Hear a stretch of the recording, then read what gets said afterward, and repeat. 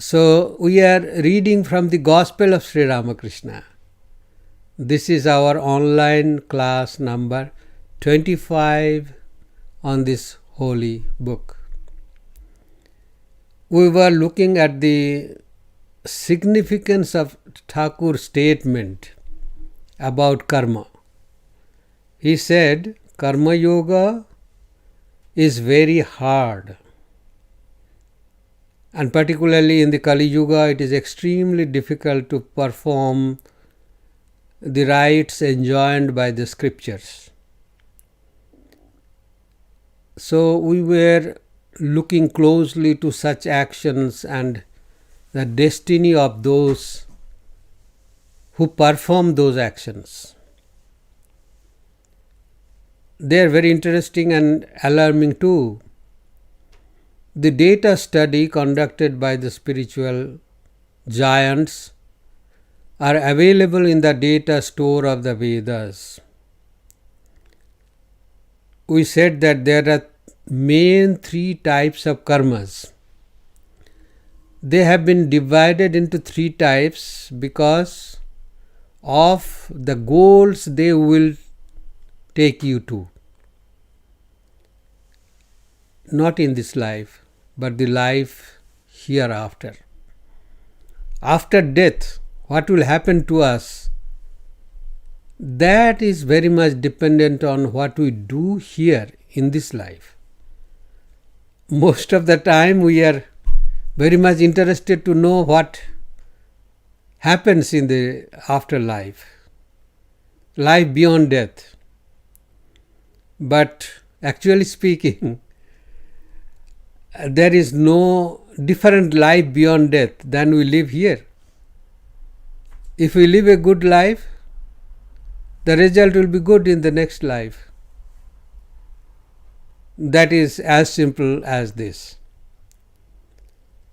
So, they have divided this karma into three parts depending on their goals, results. We have seen that number one was ordinary work, ordinary actions. Number two, inaction. And number three, prohibited actions. Then we took up the first type of actions and said that it has got 5 subtypes. 5 subtypes of the first type. So there we said Swabhava karma or ordinary action, that is the first type. And here this first type has 5 subtypes, subsections, and the first one of that is again Swabhava karma, natural work. And that is called the third way. That is anybody's guess actually. That is why it is called the third way. Because it does not take you to anything better than this world and any better life than you have lived in this world. And the second type is known as the scriptural works, the works recommended by the scriptures. That is called the second way. And the third type is upasana or meditation or devotion to God. That is the first way. The fourth type is a combination of this devotion plus scriptural work, and that leads us to a gradual liberation called krama mukti. And the fifth type is known as nishkama karma, means karma or actions which we do without desire for results.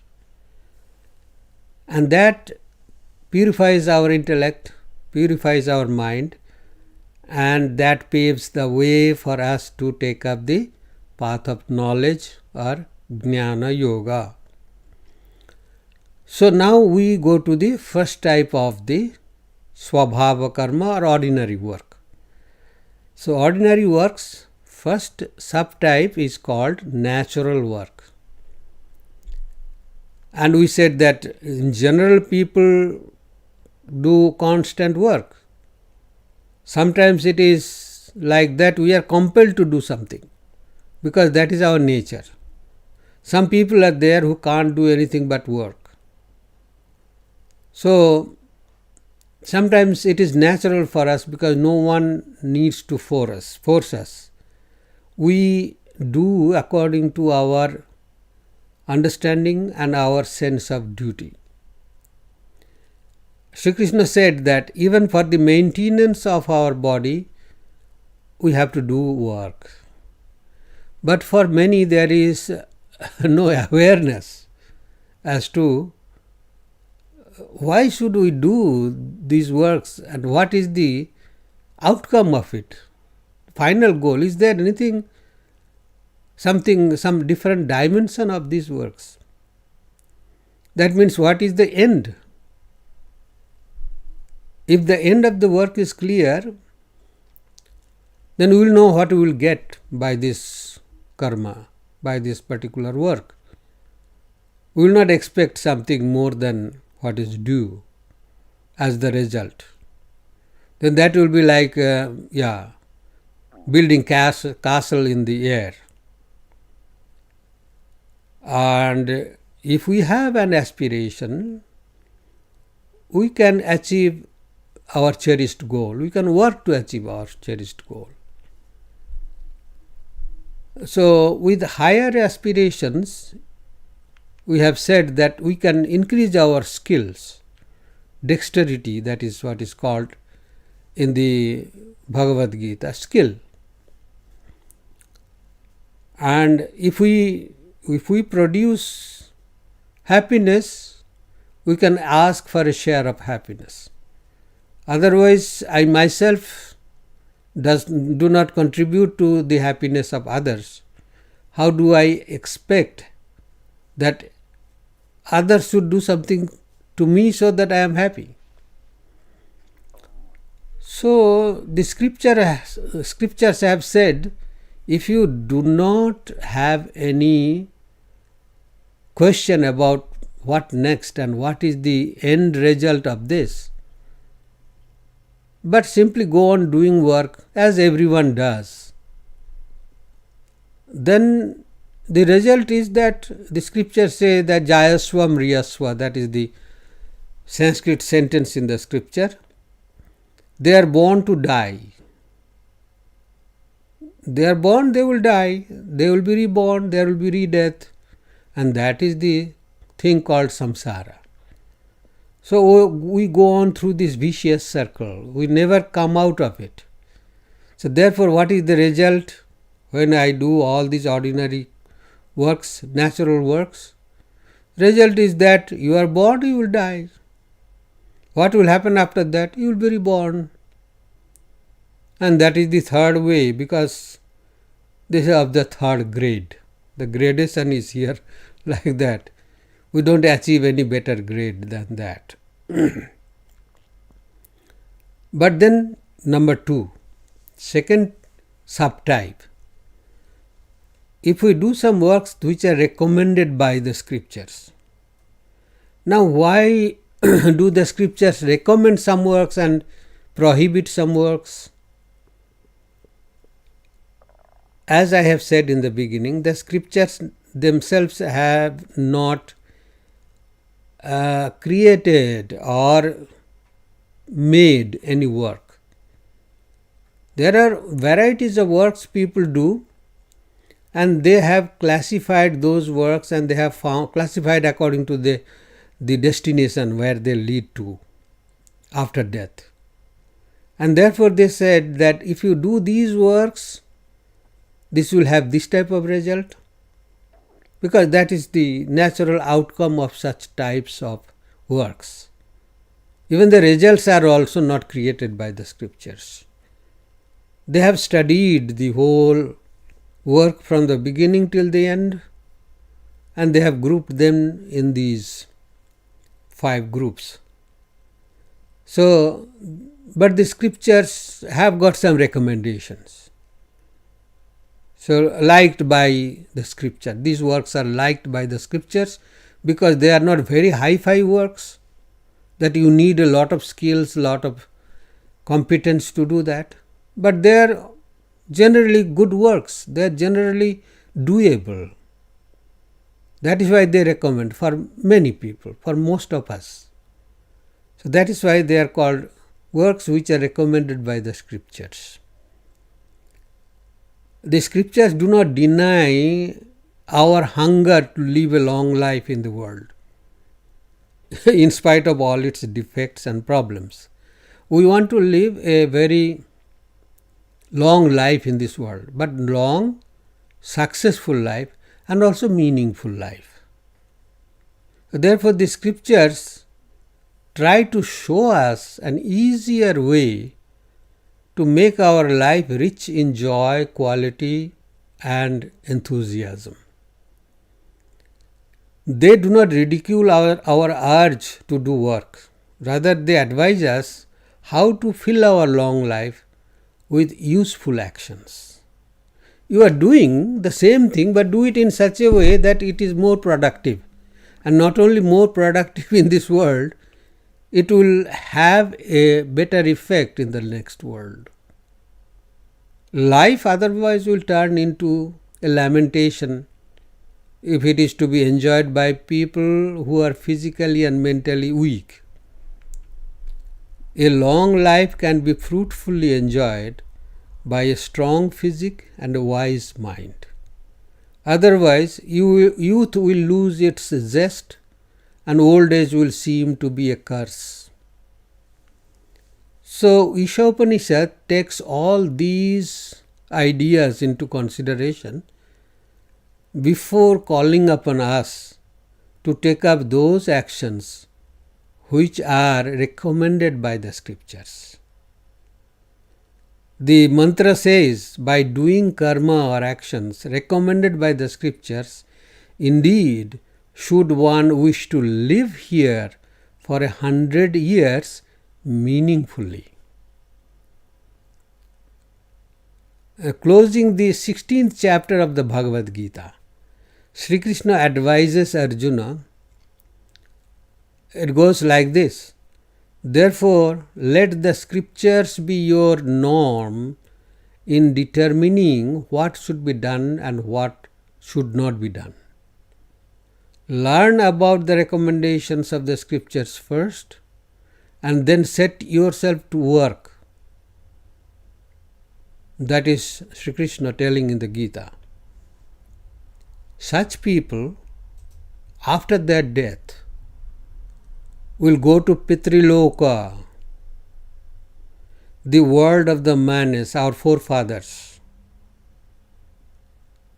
So, those who do works enjoined by the scriptures, they will go to Pitriloka after their death, the world of the Manas, a level higher than this worldly life. Because the Shruti says, the world of the forefathers is attained through rites. Rites means the works enjoined by the scriptures.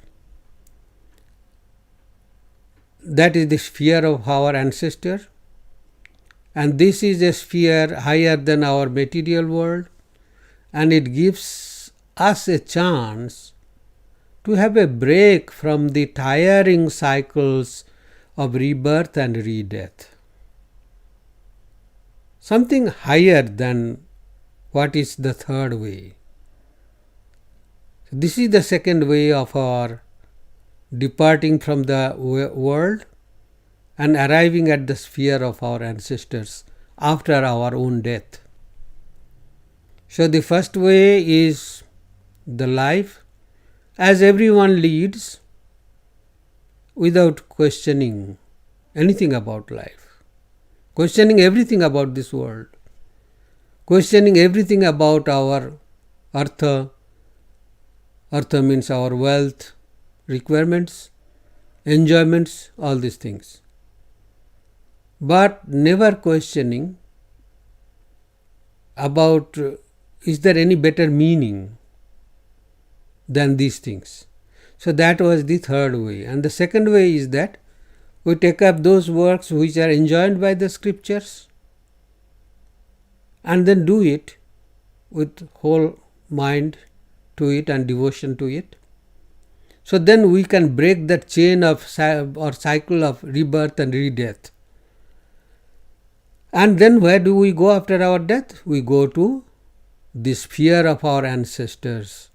That is a higher level than this worldly life. Then the third subtype. This is called upasana or meditation, or you can call it bhakti yoga. The actions like the ritualistic worship, etc., which are performed with the help of the body, are called works, karmas. And those actions like meditation, etc., which are done by the mind, are called upasana or bhakti yoga. Upasana actually means mental activity relating to a personal God. Hence, upasana or meditation is also a type of action called mental action. Those aspirants who follow the path of this meditation on God attain to the world of the gods after death. Now, the idea of Swargaloka, that is a very confusing idea in Hindu religion, because Swarga is not a place where you get better sweet water or you get better enjoyments, what you can't get in this world. It is not like that. Swarga is, according to this, the upasana leads us to God, and we are given the chance to live with God, to be in His presence, in His loka, in His sphere. The Brihadaranyaka Upanishad again says that the world of the gods is attained through meditation. So, we have to keep it in mind that the heaven is described in many religions as a place of worldly enjoyments with increased quality and quantity. First thing is that you are not going with this body. Some may say that after death also this body will be taken to the heaven. But what happens to the body we all know on this earth itself. Whether you bury it or burn it, everything goes back to earth. It does not go to heaven. So you do not have the worldly earthly body, and now you go to heaven to enjoy earthly enjoyments, earthly objects, and in increased quality and quantity.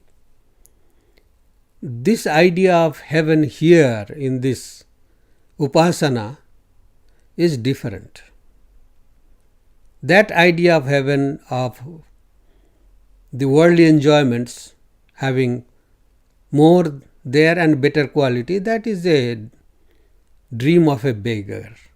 If we are like beggars, then we will be thinking of getting such big things.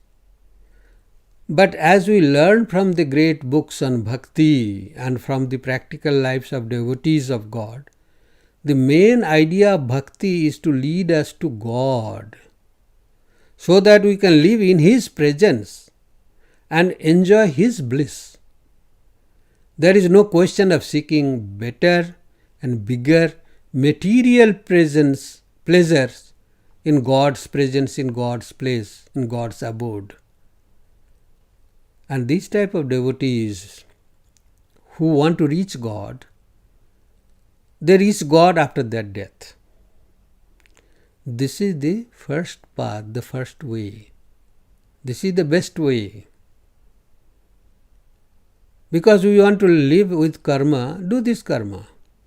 So now we have got the three ways. The first way, now I just reverse it. The first way is the way of meditation on God. Then we go to the Swargaloka, the abode of God, the sphere of God, where we don't go to enjoy, have material enjoyments in big quantity and better quality. It is not like that. You won't get costly shoes, you won't get costly attires. It is not like that. This is all funny idea. That is the first way. And the second way is that follow the works enjoined by the scriptures. Then we go to the sphere of our ancestors, where they live, a plane or a level higher than our material life here on the earth. And the third one is just we are born and we die, we are reborn, we have re-death. There is no going out of that cycle. Because we do not ask any question about anything better than what ordinary human beings or generally the materialists know about this world, think about this world. So for them, if you do not ask for anything better or anything more meaningful, then the result is just birth and death, birth and death. You can't expect anything more than that. And there we get stuck actually with the first definition of human beings, that we belong to the animal kingdom. So then the fourth subtype of this first part means we are doing karma. This is a combination of this upasana, means meditation, and scriptural work. So upasana means meditation takes us to the presence of God, and scriptural works take us to the plane or sphere of our ancestors. Now we combine these two, and this is a way which in many respects is similar to an extended version of Bhakti Yoga, and also it can be an aid for Jnana Yoga. But the direct result is wonderful. The Isha Upanishad enjoins a combination of this upasana and work. This means an awareness about the total vision of the reality, in which the end of Bhakti Yoga has been passed through critical questioning until we come face to face with the total vision about ourselves and God. Let me clarify it further, that the combination helps us to maintain a discontent until the highest is reached. We come to a place, but the experience of that place, that level, does not match with the experience which we aspire to achieve, which we want to achieve. Therefore, we are not happy with that. So we search for something better or beyond that. So we maintain that discontent, that hunger, that thirst to reach the highest. So if we continue to do that, then what will happen? First thing is that if the quest is in the form of a desire for reaching God, it will lead us to God and also higher loka, that is called Brahma loka. The word of Brahma, the creator, that is the mythological name of Hiranyagarbha that we see in the Upanishads. And if we go there, we will not come back to this earth. There is always coming back from God's sphere, Swarga, from Pitriloka, from the sphere of our ancestors, coming back to this earth. But when we reach this sphere of Brahma or Brahmaloka, that is the place of the Creator, then we will be finally liberated through the path of Kramo Mukti. That is what is known as gradual liberation. It is not a direct liberation, but through God.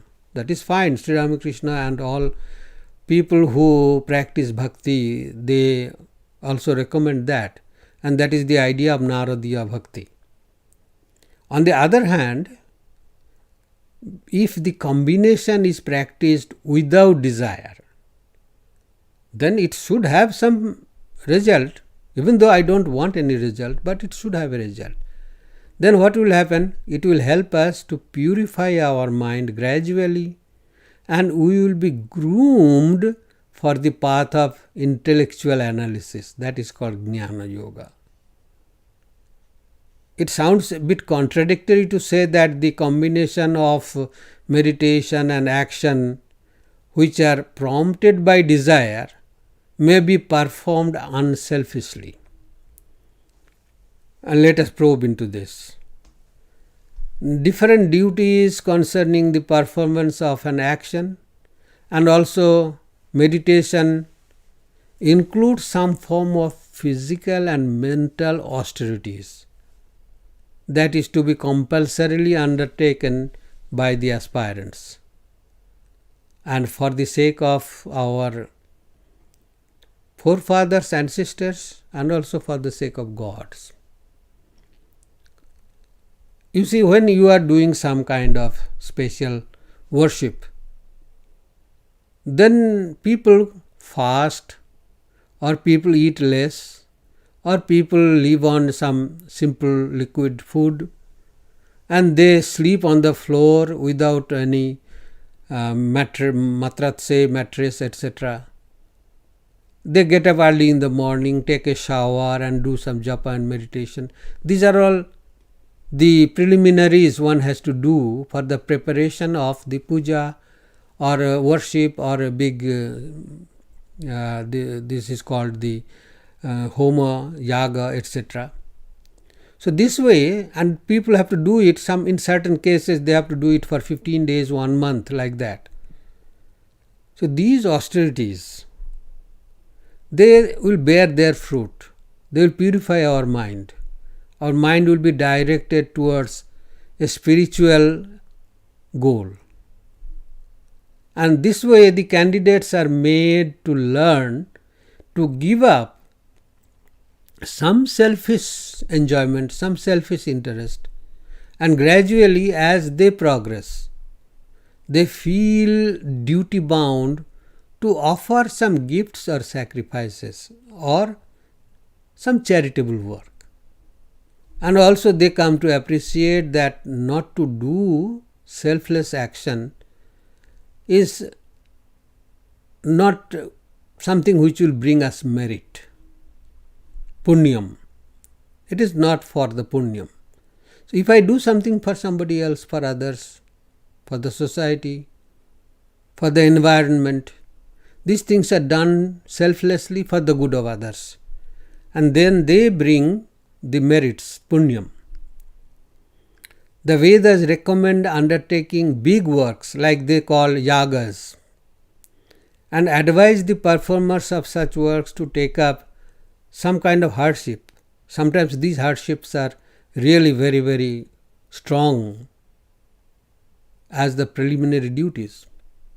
The Gita stresses this idea with regard to charity and concludes saying, therefore, O Arjuna, the all-inclusive Veda is ever founded on altruism or empathy. See, the gist of the Veda has been told in this small sentence.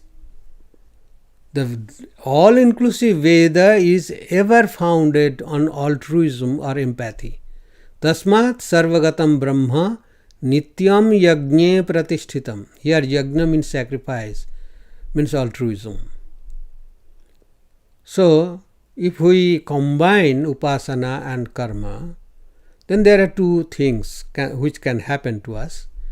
One, if we aspire to reach God, then we will go to God and then we will keep that hunger to achieve more and more. Then we go to Brahmaloka and from there we get final liberation, which is the goal of Jnana Yoga also.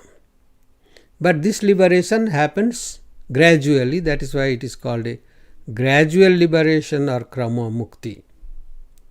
And another thing it may help us to have, and that is that because we are doing some kind of big work, big type of festival, and there we practice some austerities and we give things on charity, all these things. In the Kathopanishad, you know that the Upanishad starts with such type of a yaga where the father of Nachiketa was giving away the cows gifting the cows to the Brahmins. So like that, if you do some big work, you will do some kind of charity, you distribute some food free, like that. So by doing that, we will achieve purification of the mind, and that will help us to practice unselfish work, and that purifies our mind again, and we will be fit to take up the path of Jnana Yoga, path of knowledge.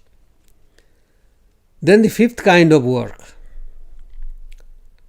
Now karma we can do completely without desire for result. Yes, we have to do karma to maintain our body, that is not denied. To maintain our family, that is not denied. To maintain our social obligations, that too is not denied.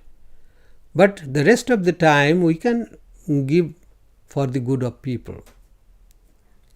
So this group of people who love to do actions without the undue desire for its results, this desire is the root cause of ordinary action. And if you do not check it, it gets degraded to consumerism, cutthroat competition, or win-lose greed. Thakur gives a list of the problems that beset the path of Niskama Karma. Even if you are doing selfless work, there is a lot of problem in doing that. There are many people, Sri Ramakrishna is telling now, I quote, there are many people who talk big and who say that they have performed most of the duties enjoined in the scriptures. But with all that, their minds are engrossed in worldliness and deeply preoccupied with money, riches, name, fame, creature comforts, and such things. So Sri Ramakrishna is warning us, you may be doing selfless work, but slowly some kind of worldly desires may creep into your mind. So be aware of that. At one place, Sri Ramakrishna even compares the minds of such people with the sharp eyes of a vulture. Even though the bird soars very high in the sky, its eyes are fixed on the dead animals. One has to look closely why one wants to do those actions they like to do.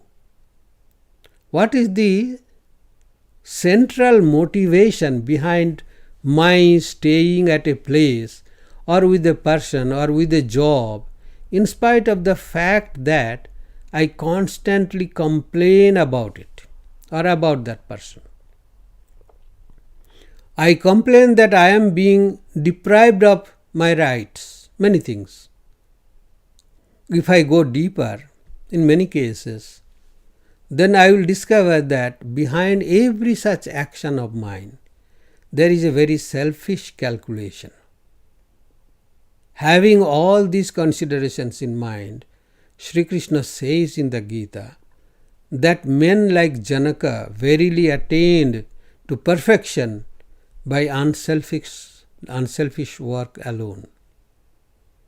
The result of selfless actions is purification of the mind, which in its turn, according to Shankaracharya, even according to Shankaracharya, which makes us fit to take up the path of knowledge, Jnana Yoga. So Niskama Karma helps us to take up the path of knowledge because it prepares us. Actually speaking, Niskama Karma is really a direct preparation for the path of knowledge, for Jnana Yoga. So this is the fifth type, subtype of the first type of action. So the first type of action is called Swabhava Karma, and the first subtype is Swabhava Karma, again that is not ordinary action but now natural action. And if we do natural action as everyone does, then we do not go to any better place, but we are bound to this world. We are born, then we will die, then we will be reborn, then we will have re-death. That is the natural way, that is the third way. Then the second subtype is that we follow the recommendations of the scriptures, then we go to the Pitrilokas, the sphere of our forefathers or ancestors. And the third type is that we follow the path of upasana or meditation, bhakti yoga, then we reach the abode of God. We are able to live in the blissful presence of God.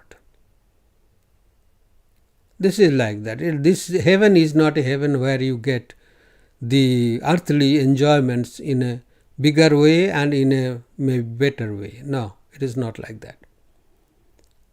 Then the fourth, this is the first path, first way. It leads to God. Then the fourth is a combination between this upasana, bhakti or devotion and action.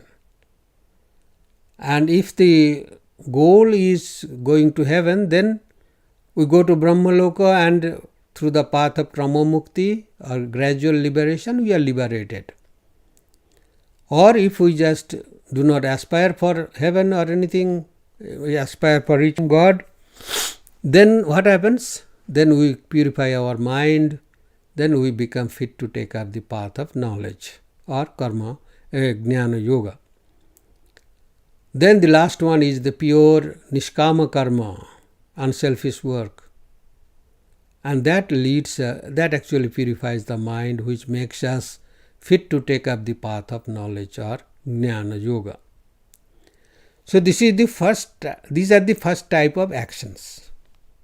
Now second type is called akarma, inaction. The Gita has very efficiently dealt with this kind of karma in the 14th chapter from verses 16 to 23. There are two types of such inactions. Inactions means what? General meaning, literal meaning is that doing nothing is inaction. But Sri Krishna warns us saying that you cannot spend even a moment without doing anything. That is why this proverb has come to stay, that the idle mind is devil's workshop. So much work it does. People will see that it is we are not doing anything, but the mind is working, and it is working the devil's things. So therefore, inaction does not mean that you don't do anything. So this has got two meanings. Number one, the actions that are performed by a knower of Brahman. The knower of Brahman means the self-realized person who has identified himself or herself with the Atman. These actions are called inactions because they do not have any binding effect like any ordinary action. Such a person remains an unattached witness. So his or her actions, as Thakur himself has told several times, are like water drops on a lotus leaf, which do not stick to the leaf, or like some kind of mud fishes, as he has said, on which mud cannot stick. Even the fish lives in mud, but it comes out clean. Even normal actions lose their meaning in such examples, in the case of such people, because of their inability, because of those actions' inability to stick to the realized soul. The water's inability to stick to the lotus leaf. It is not only that the lotus leaf will not allow the water to stick to it. Even the water is unable to stick to lotus leaf. It works both ways. This works in two ways, as I have said. The realized souls are not tainted by their works, not attached by their works, and the works cannot stick to them, cannot bind them. So these works are called inactions. And number two, the second type of inactions are caused by our avoidance of duty due to laziness or delusion. Such inactions will bring adverse results for the lazy person. So these actions, if you do something, it will have result. But these actions are such, if you don't do them, this will have some result. So we will have some adverse result. If you do not perform, if you do not have healthy habits, suppose, you are so lazy that you do not follow health rules, then who will suffer? You will suffer. So these actions will have bad action. This is inaction. You are so lazy that you do not take up the action of cleaning yourself, cleaning the house, cleaning the food, etc. Very simple thing. These are called inaction, akarma. You are not doing any work, but it has adverse result. The scriptures say akarane pratyavaya sadhanani. If you don't do this, then it will bear adverse result. It is not that it won't have any result, but it will have adverse result. It will harm you. Sri Krishna recommends even the performance of work with desire than avoiding work itself. Do something, even if you want some selfish end, but do something. Keep yourself engaged. Because by avoiding work, none reaches the state of inactivity that is reached by the Brahmajnanis, the realized souls. Ultimately also, such avoidance of work due to laziness does not speak of any good news for a dying person. It does not lead you anywhere. Then the third one is called vikarma, prohibited actions. Why are they prohibited? We will go into detail. The scriptures do not try for the greatest good of the greatest number, but for the final good of all, moving or unmoving creation. So, as a consequence to this message, they have cautioned us against performing those actions which are harmful to others, even those actions which are harmful to us, like committing suicide. It forms that great branch of philosophy called metaethics. In an attempt to find out a universally acceptable standard of ethics, the scriptures have listed some actions as prohibited actions, like killing, deception, theft, immoral life, needless hoarding, accumulating, etc. They are called vikarmas, or prohibited actions. And the results have also been cited. The scripture has said, papaha papena bhavati. That is, one becomes evil through evil work. One becomes evil. We do not search for an evil. We do not create a devil. Devil will be in us. By doing evil work, we become devils. Now, Manu, the ancient lawgiver for the Hindus, he has narrated of some results which are really, really horrible. Really horrible. He has said, by the evil effect of forbidden work performed by the physical body, if you do some work which is forbidden by physical body, then human beings will become trees or such immovable things like stones in their next birth. So physical papa, the forbidden works which are done by physical body, the effect of those works are that a human being will be reborn as a tree or as a stone in the next birth. And he again has said, by performing prohibited actions through words or speech, human beings are reborn as birds or beasts, animals. That is a very, very painful thing. When we try to hurt others with our words, a very painful thing. And the result is that we will be reborn as birds or beasts. And then the third thing he has said, by the performance of prohibited mental action, they take rebirth as low-born, underprivileged in many ways. They are reborn as humans, but they are low-born, underprivileged, deprived of many things because of their performance of prohibited mental actions. So therefore, we should be very much cautious about choosing what work we should do. So these are the few types of works which have been classified by the scriptures and by the great ones to guide us to take up those actions which will give us a better next life. What happens to a departed soul after the natural destruction of the body? That was a question. Where does the departed soul live then? What is its destination? What is the support of this disembodied being? What is the support of this person who has left this body, and where does he go? What happens to that person?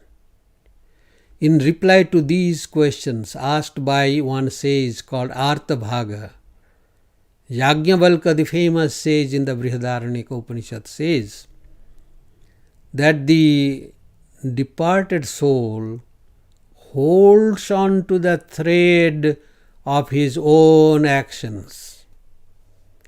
Whatever actions we have performed, prohibited actions, inactions, actions like meditation on God, or actions like reaching to, which are recommended by the scriptures to reach the place of our ancestors. There are so many types. So these are the threads. If I do this type of action, that type of thread will be given to me, and holding on to that thread, nothing better or nothing worse than that. The way we live in this world, that is the thread. Upanishads ask this question, Jiva peta vava kila idam mriyate. No. Jivo mriyate. This body surely dies when separated from the individual soul, but the soul does not die. It holds on to the thread of its own actions and follows it. There are some calendar pictures where there is a thread tied to the neck of a departed soul and he is being dragged by that thread.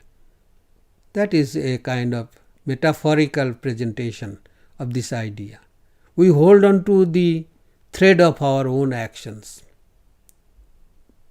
But as long as the jiva or the individual, under the influence of his or her own desire, remains engaged in action, he or she has to undergo the cycles of rebirth. Desire is the cause of our bondage. It cannot be satisfied by enjoyment. Rather, enjoyment helps its growth. There was a king named Yajati. After a long life of enjoyment, even the story goes that he borrowed the lifespan of his own son and lived that life. Still, he was not satisfied. So he finally observed that desires are never reduced by enjoyment. Na jatu kama kamanam upabhogena samyati. The desires are never quenched, reduced by enjoyment. But they grow and grow more like the flame of fire which is fed with continuous fuel. So the results, which are the effects of our karmas performed with desire, are within the scope of relative existence. We are born to die. That is the nature of our destiny. No good destiny will be attained by the misguided or the wrongdoers. Even a normal rebirth is not to be achieved by such prohibited actions. We have seen that. The results are disastrous because of their fragility. The karmas are themselves not strong. This self cannot be attained in impermanent things. That is what the Upanishad says. Actually speaking, the ways of action do not seem to be mysterious or inscrutable as we think. It is indeed mysterious when we ask for a result for which we have not worked. Swami Vivekananda clarifies this mystery when he observes, we get caught. How? Not by what we give, but by what we expect. Desire. Otherwise, how could a downright corrupt person ask for even public acclaim, public praise? And imagine what will happen if such people aspire for manifold enjoyments in the heaven. It is therefore a pragmatic approach to karma that is required to get out of this network of birth and death. Sri Krishna, the most practical among the ancient teachers, gives the only solution, saying, therefore perform necessary action always without attachment. Sri Ramakrishna confirms this idea, and Swamiji also says in the same way. He says, a man ought to live in this world like a lotus leaf, which grows in water but is never moistened by water. So a man ought to live in the world, his heart to God and his hands to work. Because the Shruti observes, the Upanishads observe, when all desires clinging to one's heart fall off, then a mortal becomes immortal and he attains liberation. Martya amrito bhavati. The mortal becomes immortal. So Thakur says, it does not matter what kind of action you are engaged in. You can be united with God through any action, he says, provided that performing it you give up all selfish desire for its result to God. Give up all selfish desire to God. It may be true that we see many incompetent and corrupt persons enjoy life. They are not punished for their wrong deeds. That is a very baffling situation.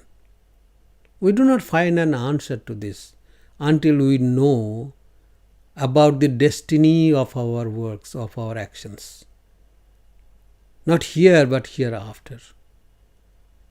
Well, even when we complain in this way, surely we do not crave for such enjoyments which are a result of bad karmas or which would create bad karmas for the future. Surely we are not aspiring for such enjoyments which these wrongdoers are doing. And we need not be disappointed thinking that there is no punishment for these people. Actually speaking, such undue enjoyments are themselves a punishment for them in this world. And also these are noted down. They are booked this way. for charging penalties in the next life. Don't worry about that. This is termed as destiny here.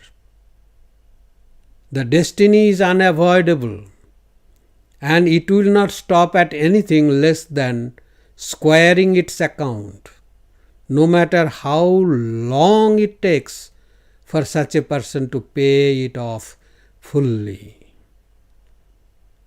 This is the most horrifying judgment of the destiny of karmas. It has a long-term account settlement system. It is not very restless like us.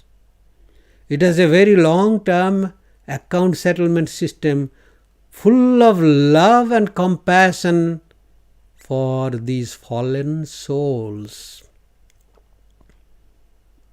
Sri Ramakrishna and all others have said, for people like you and I, an incarnation of God need not come. They need to come to lift the fallen souls. That is the story told in the Bible, the story of the prodigal son. Expensive. Squandered away money. Finally had to come back to father.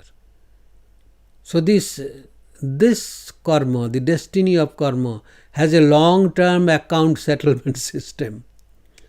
No one has power to escape its laws, the laws of karma.